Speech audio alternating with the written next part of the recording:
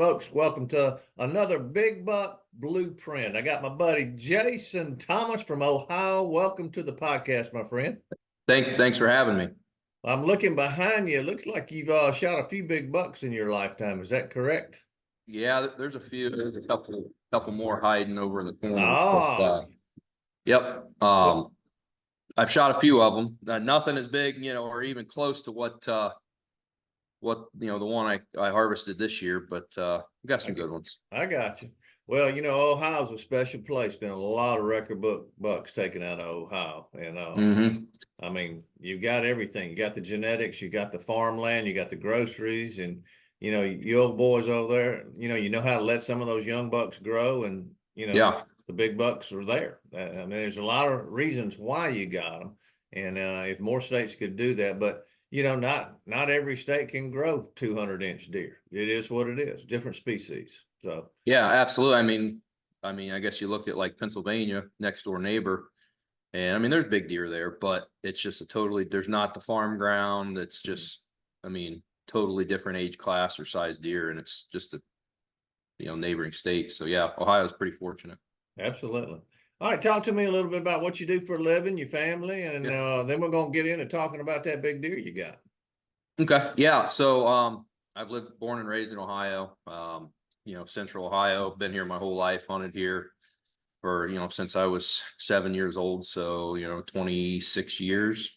And got two little girls. I'm married. And I work, I'm a project manager. I work for a local construction company. So I've been in constructions for 14 years now. I So. got you. So Yep. do you have to build time up to go hunting, or being in the construction business, it kind of gives you a chance to slip off in the afternoon after the job? Yeah, I mean, I get vacation. So, like this year I had the week prior, I harvested deer on a Saturday, but that week leading up, or the week after I had harvested the deer, I took that week off work. My rutcation, I guess, as some people like to call it, first week in November. So, but it allows me to do quite a bit of hunting, and here in my home state, and I go out west, try and go out west on a trip every year. Okay. So. Which weapon do you prefer? I guess it depends. I prefer a bow. But I've got a Matthews that's set up with all the bells and whistles that I take out west and I use here. But it depends if it's late season from a blind. I'll use a crossbow. We've got gun season here. We got muzzleloader, so I'll go out with a muzzleloader if I still got a tag, or if I'll go out with got a 450 Bushmaster. I'll go out with that during gun season if I'm still hunting one. So but I would prefer to go with a bow, early September, late September, through October. For me, it's the best time to be in the woods. So when is y'all season in Ohio? I mean, which weapons? So sometimes it's like the September 24th ish. This year I think it opened on September 30th. So it's usually last week of September is when it opens up. And then it goes all the way through second week of February. Oh, it does. Okay. All right. Yeah. So you got a September through February hunting something with some type of weapon. Yep. Every day. I got you. Well, that's interesting. Yep. Well, how many acres do you concentrate on, a lot of your bucks that you've taken? It depends. I've got some family that has farm ground, a couple hundred acres. They got some smaller pieces that are 30, 40, 50 acres. And I got a 20-acre piece. I got a 50-acre piece. It's just kind of all over the place, but it's all, I don't have any leases or anything. I'd like to, but I don't. It's just family farm ground, or knocking on doors and getting written permission. I've been fortunate enough. I've hunted enough farms or enough places long enough to where people they expect you. You roll in there, knock on their door, and hey, how's it going? How'd you do last year? And they sign the permission slip and they let you go hunting again. So well, it goes to show you, with all the deer in the background right there, I mean, you can have a 20-acre plot or 500-acre. It doesn't matter. And that's the blessing you have. It's all about pressure. And if you've got those small acreages, those big bucks would love to be, doesn't matter if it's 10 Mhm. acres, 20, whatever. If they find security there, they can Right. hang out there. Yep. Yeah. That's, I mean, the security thing is huge for me. I mean, knocking on doors this year, at going after trying to hone in on the deer I harvested. I'm pulling down somebody's driveway and he's 25 yards from my truck standing there looking at me. And I'm thinking, there's houses all over the place, basically in people's backyards, right off of Yeah. somebody's driveway. And him and some other bucks are standing there looking at me. And I'm thinking, this is crazy. I mean, Yeah. this deer is right next to somebody's driveway and just does not have a care in the world. I mean, that all changed once, September, October rolled around, he was a ghost after that, but Right. he found a place he liked and it was, I was shocked at some of the places I was seeing this deer. What would you say, you taking a lot of deer, what would you say your basic fundamentals really kind of hone in on as far as being successful there? So, I grew up hunting family farm ground that was big, big hilly country, a lot of ravines, some timber, there's ag, and it was difficult. I've started focusing on smaller pieces that have good access. That's the biggest thing I found is access, being able to, I used to always think going in, you go in the mornings and you'd blow deer out of fields or blow them out of the timber. Same thing going into hunt in the evening, and I got to get back in the woods. I stick to the edges and I make sure when I'm going in, I got a way to get in where deer don't see me, and I got a way to get out. Even if deer are in the field, I like to have a way out to where I don't bump those deer and educate them. And that's really, that's been a game changer for me. I mean, most of the deer I've harvested have come within like the last 8 years. I mean, I've killed a deer every year since 2016. So, I've been pretty fortunate, but Well, that's what I kind of hone in on is access.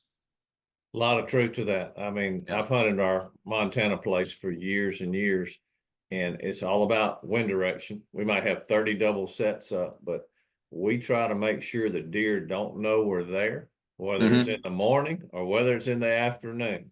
And if you Yeah. can pull that off, no matter if you're in Ohio, Montana, or Alabama, if you can pull that off, you're going to be more successful. But, a lot of people can only hunt on certain weekends. They only have certain access. So, they're rolling the bones going in there, and with the wind at their back, going to a bedding area and wonder why they don't see nothing. So, Yeah, I mean, I hunt a lot, there's, I've killed the deer I killed a couple years ago.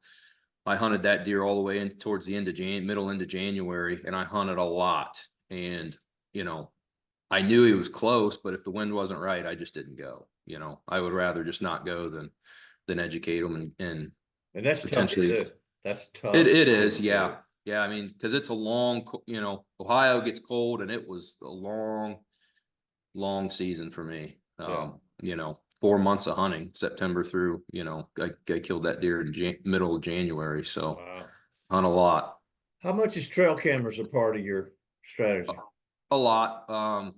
I run, it depends on the property, but like I'll run up to 10 cell cam. I use cutting back cell cameras. I'll run up to 10 cameras on a property, and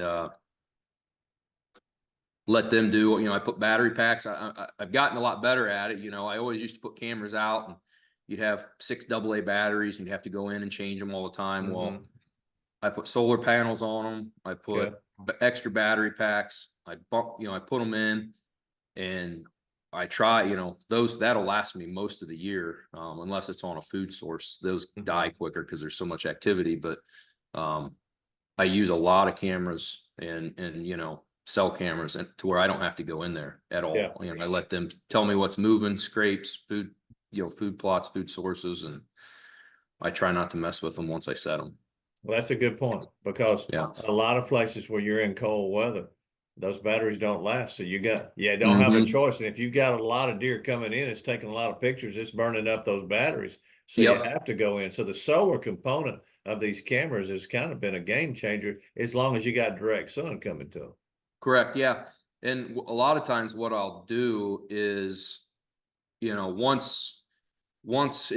if I'm hunting late season, I'm hunting a food source, I'll kind of, I'll take like a day where it's rainy, and I'll go in and I'll pull cameras, and I'll kind of reposition them for, you know, where I think the deer bedded and coming from, you know, to this food source. And I'll put the cameras to where I can, if I need to do something with them, I can do it when I go in, or, you know, when I'm going in to hunt. That way it's not, you know, I'm not making an additional trip in, or, you know, walking around the woods a bunch. So. Oh yeah. Yeah. All right. Well, look, we want to keep that thought right now. I want to talk about the fine folks at Phoenix Lighting. If you're an outdoorsman, these guys have got the best lights. They're bright. And I tell you what, if y'all go to the link description below, put in Big Buck, capitalize, they're going to give you 10% off the lighting. And I tell you what, you'll be able to find yourself through the woods. Phoenix Lighting, don't get any better than that. All right, let's go and talk about your big buck, because it's not just a big buck, it is a really big buck. Let's talk about when you spotted him, your strategy behind it. I want to know the whole game plan until you got on him and put him on the ground. Yeah, it's a long story. So the day that I saw him this year, or I guess last year, 23, it was August 14th. I was going back into a section of timber, where I don't hunt, I don't put stands, I never go in there. I go in there and shed hunt. But for the most part, a lot of the deer like to bed in there, and, you know, I try and stay out. So I was thinking to myself, I'm going to go back in this section. I had a couple extra cameras, and I put on the battery packs. They had, I don't know what, 12D batteries in my camera. And I thought, I'm going to go back in here. I'm going to set up 2 cameras. I'm going to find a couple heavy trails, and I'm going to set them, and I'm going to leave them until the batteries die. Basically, you know, that'd get me through the rut, and let them do the scouting for me in there. So I go back in there, and I was actually running a chainsaw. I had some trees come down, so I was cutting a trail, to get back in there, on my buggy. And I'm walking back into the woods, and I catch some movement to my left, and coming out of this bean field, I can see deer coming through the beans, and kind of like that slow gallop, like, you know, jump, you know, not running, but something had bumped them, you know, whether somebody was out in the field, or, you know, a car or something. I don't know what it was, but here come these deer. So I stopped, and I kind of leaned, you know, got close to a tree, and I was standing there. What time was this? This was probably 6 o'clock at night. You know, I don't, okay. it was probably didn't, thinking in August, it could have been closer to 7, because it doesn't get dark until, you know, 9:30 in August around here. So yeah. And I can see bit like through the trees, you know, and they're close, 40-50 yards. I can see them, and I thought, okay, that's a big deer. So I'm grabbing my phone. I got my cameras in my hand. I got my bino harness on. I grab my phone. I get the video on, and he just stops and kind of walks in. You know, these deer walk in single file line. I'm videoing, and then I see him, and I'm thinking, oh my goodness, that deer is a mega giant, and he's at 40-50 yards, just walking in the woods. I got a 9-minute video. It's incredible. And I mean, he comes in, he kind of looks my way, and then he puts his head down, starts eating, and there was 8 or 9 bucks, and they just kind of milled around in front of me for 9 minutes. And one of them eventually saw me, or knew something wasn't right, and they kind of stomped at me a little bit, and then they just kind of walked off. And I was like, I couldn't believe it. I backed out of there. You know, they didn't spook, you know, so I'm like, okay. I assume are they in velvet? They're in velvet. Oh yeah. Yeah, they're in velvet. And I hung those 2 cameras. I slipped out. I didn't even hang them necessarily where I didn't even make it where I wanted to get to. But I thought, I got to hang these cameras, and I got to get out of here.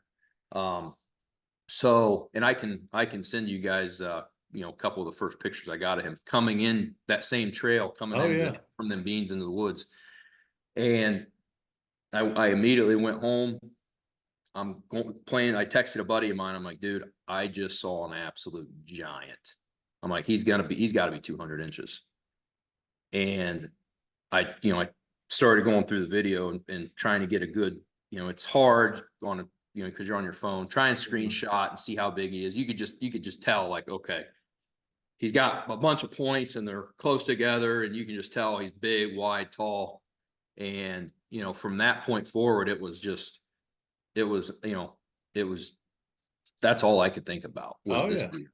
Yeah. And immediately I started trying to put together, who the deer was. Do I have history with the deer?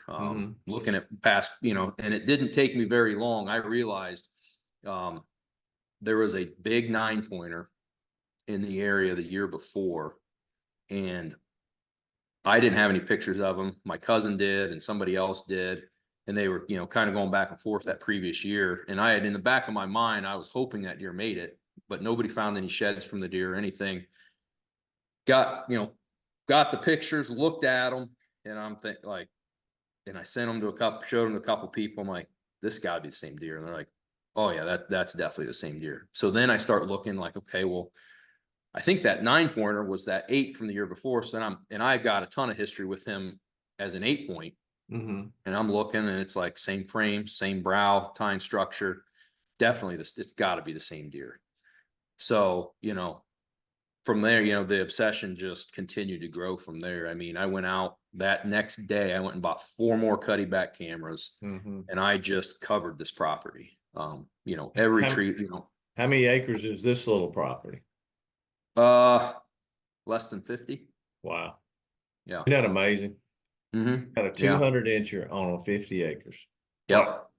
Yeah. And I mean, and that deer was not there. I never saw or had any pictures of that deer the year before. Not one. And I've only got one person that had pictures of that deer this year. Just one.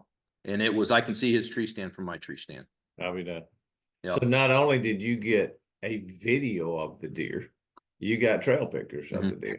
So you're locked in mentally. Oh, yeah. You're not thinking about any other deer, any other piece of property. You're locked into how to close the deal on this deer. Yep. I immediately, thinking of stand sets and, okay, I got access. I hung a stand set, and I thought, okay, I got to get access to the stand. So I cut a trail through. I would go in and cut trails through tree lines so that I could, instead of having to walk all the way down the tree line, I got a section, I can cut right through the tree line, quiet, picking up sticks. I'm snipping corn stalks off where I'm going in. So I got quiet, clear, I can get in, I can get out, in whichever stand I want to hunt, easy. Right. Depending on the wind. But from there, I get on my Go Hunt maps and I start, okay, I'm looking at properties, okay, he came, I got pictures of him here. Okay. So where's he bedding? Is he bedding on the property I'm hunting on? I don't know. So I gotta find a way where I can get eyes on this deer. So I was able to, I was knocking on doors. I was putting letters in people's mailboxes. I mean, I'm tracking people down to hone in on this deer. And I was able to get permission to hang some cameras on a property. I was able to get permission to glass on another property. And, I with that, with adding those pieces to the puzzle, I was able to really hone in. I got some good phone scope pick video of the deer through my spotting scope. I would go out almost nightly, or 4 or 5 nights a week and sit and glass and watch this deer.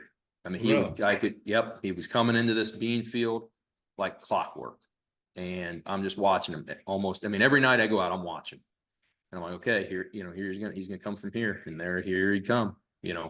He's in bachelor group of bucks at that time, and I would just sit there and videotape him. I mean, I got some awesome video of this deer. And this is August. This is in August, and then August and like just starting to touch September. And, you know, the whole time in the back of my mind, I'm thinking, you know, when these deer start to shed their velvet, they're gonna their patterns will change. They're gonna break up. Sure. That's what they do. You don't know what deer are gonna stay in the area. Sometimes they just disappear and you never see them again. You know, Sure. that's just how it works.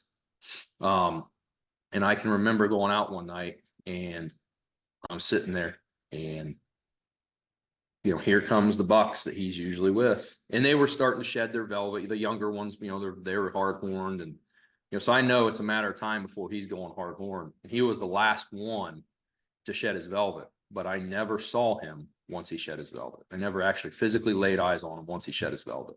Interesting. And I went out like I normally do, and here comes these deer, and he's not there. He didn't come with them. Hmm. So I go out the next night. Here they come again. He's not there. And from there, it's like I immediately started, you know, panicking, like, oh my gosh, where'd he go? So I started trying to find out, you know, okay, I'm looking, okay, where could he have gone? Where could he be?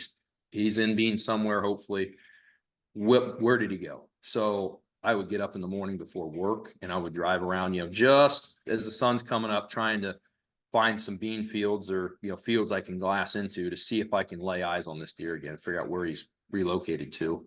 Mm-hmm. And I never laid eyes on him. You know, after he shed his velvet. And that would have been the second week of September, somewhere in there? Yeah, first, second week of September. Yeah.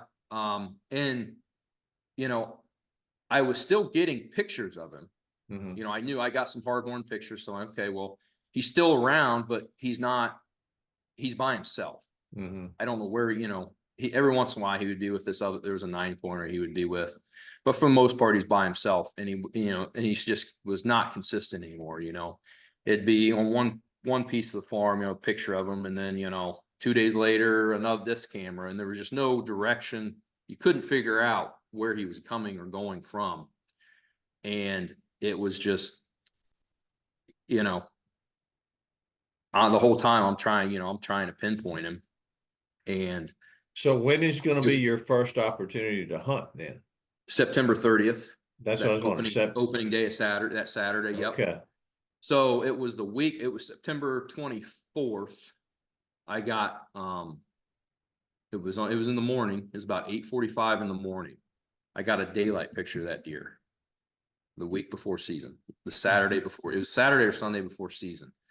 And I'm immediately, like, you know, my heart, you know, I can just like, there's just, oh my gosh, there he is. He's daylight. It's seasons in a week. Mm-hmm. This is going to happen. You know, that's what I'm thinking. You know, he's here, he's on the property, it's daylight, right. He's back. Well, that was the only picture I got of him in the daylight, all year.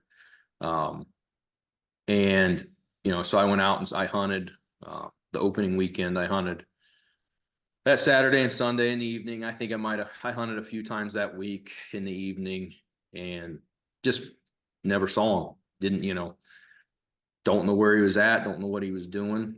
You know, I was still continually, you know, I'd get a random trail camera picture of him. And, you know, I was texting people, you know, hey, you know, some buddies that had pictures of him the year before, you know, and they don't, I'm thinking, okay, they're either not telling me or they don't have pictures of this deer. Mm-hmm. And they didn't, you know, they would have shared them with me. But it was, so season opened on September 30th, and I hunted that first week and got 1 or 2 pictures of the deer. And then there's a stretch of a couple weeks where there was nothing. Mm-hmm. You know, I'm still going hunting, but I'm not getting any pictures of this deer. And I'm thinking to myself, you know, did he get shot? Did he get hit on the road? You know, where's he at? What's going on? You know, but so now you're in October. We're in October. We're in the middle of October, and, you know, 2nd, 3rd week October, and I've got no pictures of this deer. Mm-hmm. I haven't got pictures of him for 2 weeks. And I can remember, I think it was like, I'd have to look at, it was like October 24th. I have my camera send me my pictures every 2 hours. And I can remember laying in bed, and I'm laying there, and I'm like, okay, my pictures probably came through. I get on and I'm like, scrolling through them, and boom, there he is. And I had gone out and I had put in it's first year ever on this property. I'd put in a Merit Seeds food plot. Local company here. I went and got their food plot blend and went in and put in this food plot: clover, radishes, turnips. How big was the plot? I mean, quarter acre. Quarter acre. Wow. Yeah, third of an acre, something like that. Small, yeah. Right in the corner of a cornfield. Kind of where corn doesn't grow very well. Sure. And there he is. He's got his head buried down in the corn, or in the the food plot, eating at 2 hours after daylight. Which it gave me hope. Like, okay, he's somewhat close. He's still around. He's got to be he's not traveling a couple miles in 2 hours to come to this food plot that he's never been in yet this year. So I'm thinking, okay, he's in the food plot. He knows the food's there. He's back on the property, and immediately gave me that, that hope. Like, oh, then that next night I'm going, I'm hunting close to that food plot. Didn't see him. I went that, so that was like on the 24th or 25th I went, and then they had just cut silage on the neighboring property. So I was kind of sitting where I could see the food plot, I could see the silage, and I didn't see him. And I went out, and then I hunted the next night, didn't see him. That was on a Thursday. And our local high school was in had a home football playoff game. And I'm talking to my wife, and then I'm like, hey, I'm not going to go hunting tomorrow night. Let's go to the football game. She's like, all right. So we go to this football game, and I scheduled that following week off vacation. So I'm like, I'd planned on hunting that Saturday and Sunday, and then the whole, then it was, then it was November 1st, I think was on a Monday. So, so we're into November now. Okay. Yeah. So so like that week prior was like the 24th October on like Tuesday or Wednesday. I hunted Thursday night, and then I took Friday night off. And now you hunting with a bow? I was hunting with a crossbow. Crossbow, okay. Yeah, I had a mission. I've got a mission crossbow. I got you. And I wasn't taking any chances with this deer. I wanted any advantage I could get.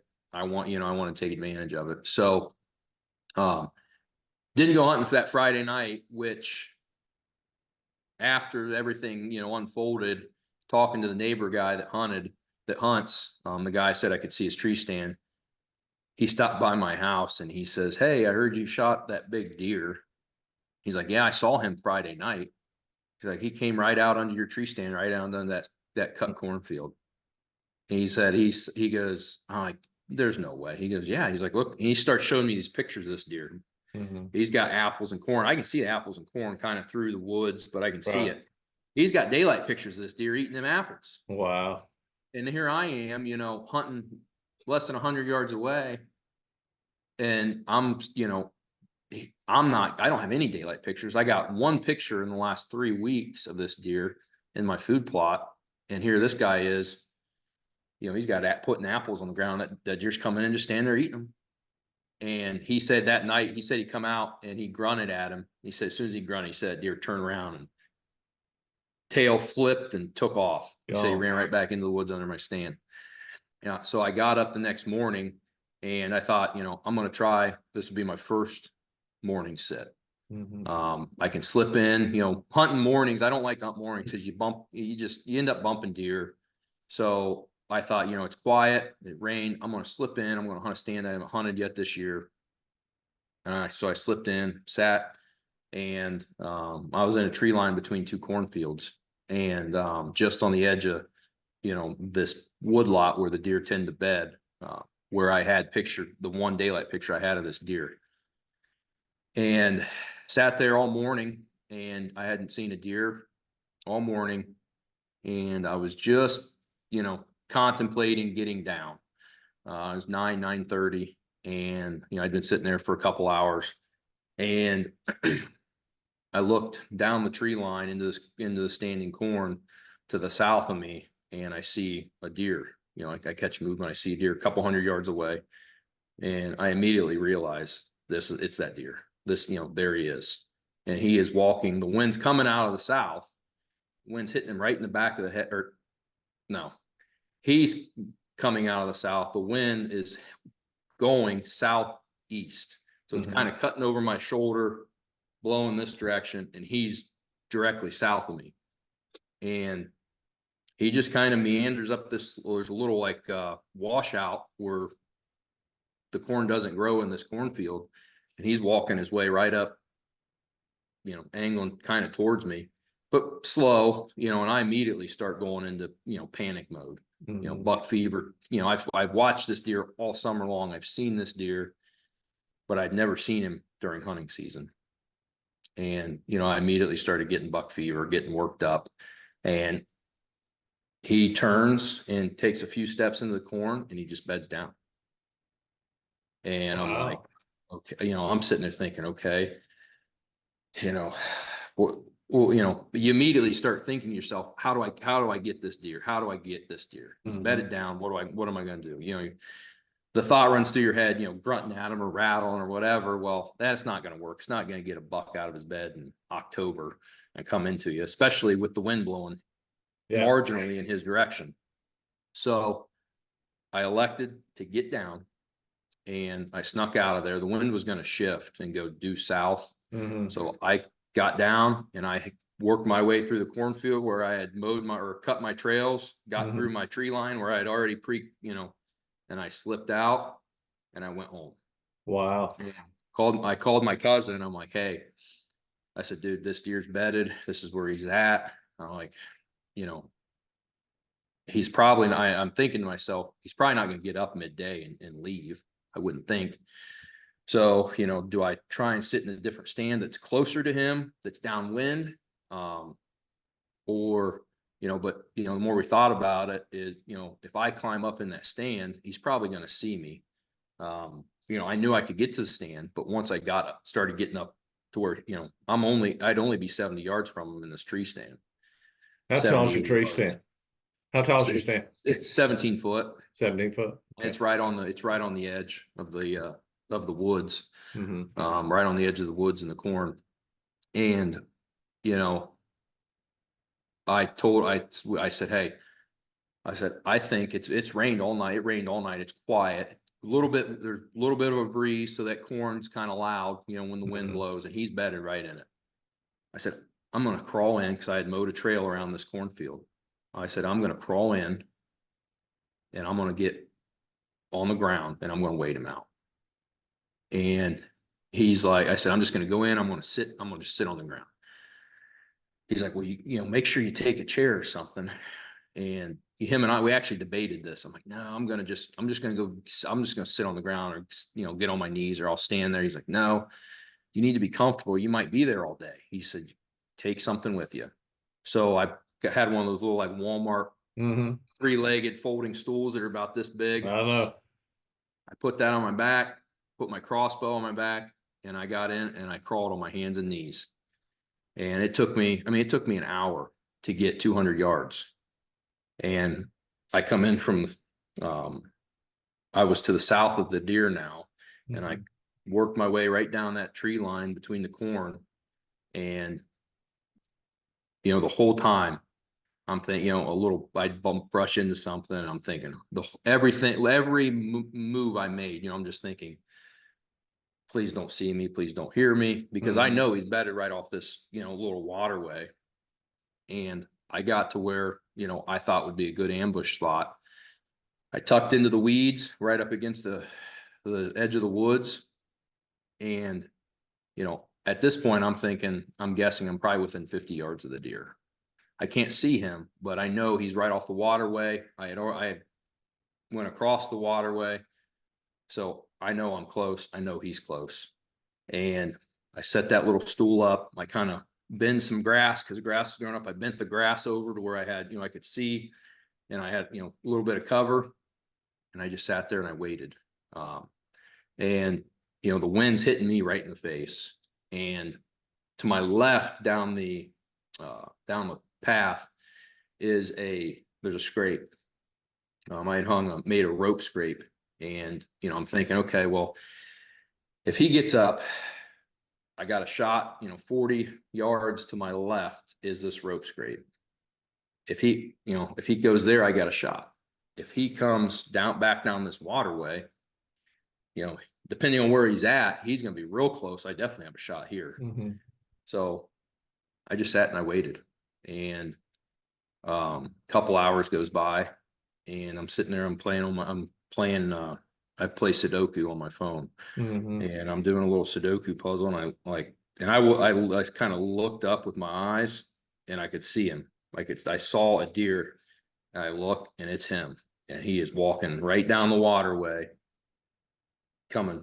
angling right towards me from my left to right, kind of coming across me. And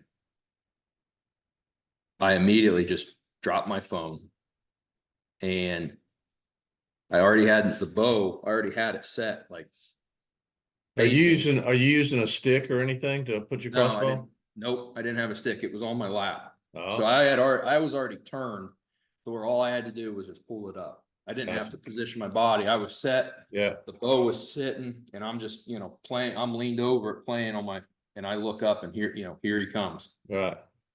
I dropped my phone.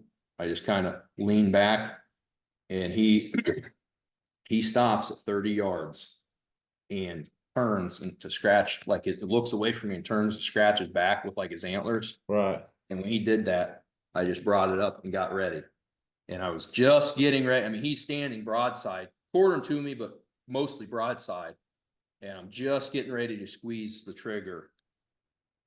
And he turns, and he starts walking right at me. Oh, God. And I'm like this, looking at him right in the scope. And I could see his eyes. I mean, I'm literally watching his eyes as he's weaving through these little corn stalks coming right at me. And, you just, I mean, you almost feel like you're gonna have a panic attack. You've got that fever so bad. And I remember thinking to myself, okay, I'm gonna have to shoot this deer. I'm gonna have to make a frontal shot on this deer. He's walking right. He's not swaying right. He's just a slow, steady walk with his head down, just walking right at me. And he's coming and coming and coming. And I'm thinking, if he keeps coming, he's going to be within 5 feet of me. If he steps out of this corn, it's going to be hit the corn, the trail, and then me. And he kind of weaved through a little bit of corn, and there's kind of like the last few stalks before he got to where it was open between me and him. He kind of weaved through there, and he lifted his head up, and he locked eyes right on me. He stopped, and he just looked his head up, and was glaring right at me. And I'm like this, looking right in his eyes through that scope, and I'm thinking, I immediately thought frontal shot. Because this all happens from the time I saw him to the time I shot was probably 10 seconds, maybe less. Right. And I'm looking, I immediately go right down to where his chest, and I'm thinking I'm going to have to shoot him in the chest. And he's at 15 yards. I noticed like his tail kind of flickered a little bit, and he moved his back legs to where like kind of got him under him to where he was kind of turning himself, getting like he was going to spin and run out. And I thought to myself, as soon as he spins, I'm going to move and pull the trigger. And that's what he did. He planted his, he kind of hunched down and planted his feet and spun. And when he spun, I just put the crosshairs on him. I mean, it happened so fast. Squeezed the trigger, and I heard it, just a loud smack.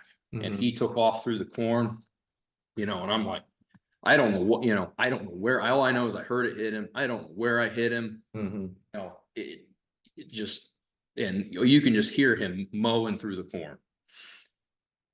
And I immediately just, started just feel like, you just the buck fever, seeing that deer and him being there that close, you just start, you don't know what to do. So I called my cousin, I'm like, dude, I just shot that deer, and I'm, just a mess. And he's like, no, dude, there's no way. He's like, where'd you shoot him? Like right there, I said right there on the ground where I told you I was going. He's like, how close was you? 15 yards, maybe. He's like, well, where'd you hit him? I'm like, I don't know, dude. I have no idea. He's like, well, what do you mean you don't know where you hit him? And I said, dude, I don't know where. I'll explain this to you later. I said, he's like, well, just be, he's like, be patient and don't push the deer. He's like, go up and see if you see any blood or anything. He's like, and then get out of there. He's like, and give him some time. So, that's what I did. I went up and I looked and I'm thinking, okay, I know we kind of come this direction towards me, and I'm looking, looking for footprints or where he planted, dirt, and I couldn't find, I'm thinking, there's gonna be giant footprints because it just rained. I mean, I'm like so flustered. I'm looking for hair, blood. I can't find anything. And I thought, I'm like, I'm getting it. I'm leaving. I'm going home. You couldn't find your bolt? No, nothing. Really? I couldn't find nothing. And I didn't go, I probably, from where I thought he was standing when I shot, I didn't take very, I only went 3 or 4 steps past that area just to kind of look like, okay, I know he went this way. Let me see. I don't see anything. I'm looking for, hair or footprints, and I don't see anything. So I went home, grabbed my stuff, and I went home. Called a couple people and was like, told them, like, I called my parents, said, hey, I shot that deer. I called my dad, let him know. And everybody asked, where, the same thing, where'd you hit him? I don't know. So my cousin come over and, met me and helped. And we went over and I'm like, I showed him, hey dude, here's where it all went down. And we looked and we couldn't find anything. And we just decided we're going to walk. I know we went this way. It's been a few hours. If it's a good hit, he's dead. If not, hopefully he's bedded up somewhere. And cause I'm thinking, did I hit him in the shoulder? Did I hit him in the rear end? Was it a gut shot? I hate to say it, it wasn't the greatest shot on my part, but on a deer that size, with every, the adrenaline going, you got to make a shot. You can't let him get out of there, because at that point he knew I was there. Right. He takes off and run. I probably never see that deer again. So we ended up finding blood maybe 20, 30 yards from where I initially shot him. And there's blood everywhere. We were able to follow the trail through the corn, 120 yards, and found him piled up. And it was a perfect 3 inches behind the shoulder, complete pass through. I never did find the bolt. Never found the bolt, huh? No. Wow. But 2-blade rage expandable. It was put a huge gash. It blew right through. Was he as big walking up on him as he was standing there live? Did he shrink on you or did he grow on you? He definitely grew. I had shared the picture with a couple people throughout the season. And, the one guy is a Buckeye Big Club scorer. And he, we're looking at tines and, you're just making a guess at this point. And we were thinking 190, this deer would have 100, not net score, but this deer's going to have 190 inches, this is a 190-inch deer. And the next day when we started taping him out, we quickly realized, like, he's definitely bigger than 190. Yeah. Well, So, didn't you get with Toby Hughes to score I did the BTR? Yep. Yeah. Yep. So I took the deer to, I probably should have taken it to him sooner. I didn't realize how big the deer was as far as for Buckmasters. Right. Right. We did the whole, it was 30 days after I harvested the deer. Oh, really?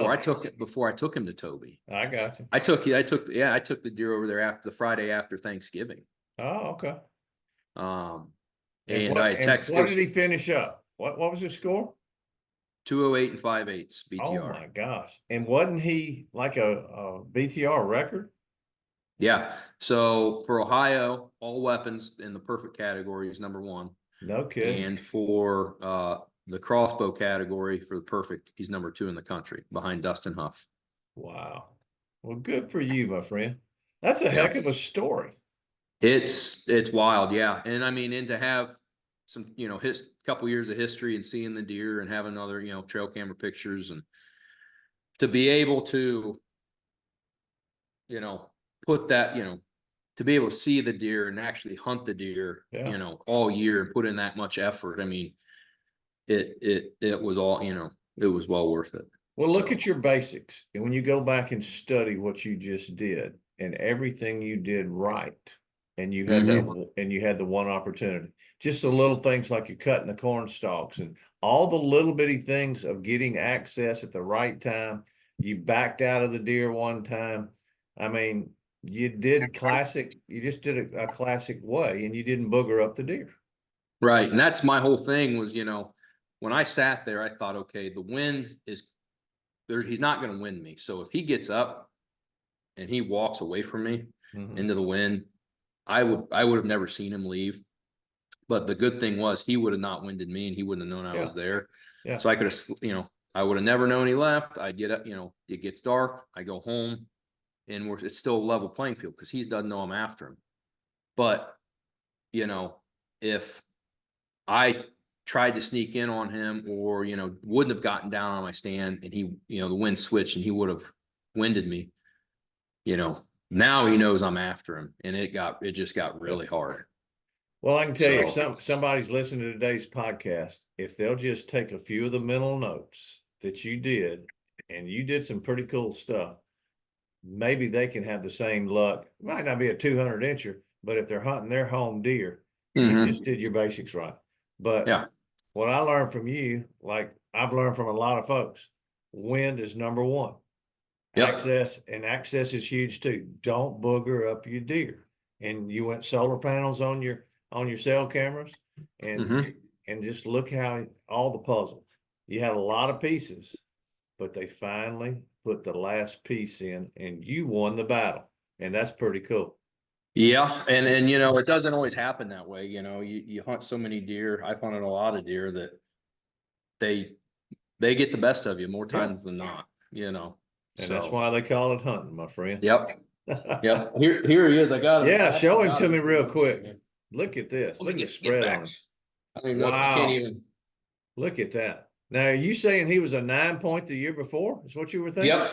Yeah, he was a 9-pointer the year before. Look at the tine length. 5 on this side and 4 on the other side. So no kidding. Yep. He's got 3 of the tines are over 13 inches and one of them's over 14. Man, he's 208 and 5/8 is what Toby got him. Yep, 2. Look at that. Well, folks, take a peek at that one. That's what dreams are made of. And our buddy, old Jason Thomas from Ohio, made another dream come true. And I'm sure that one's going to be hanging behind you unless you put it above your bed at home. Full body mount. Well, I'll have a replica up there, but I've got a full body mount going in my office. That is awesome.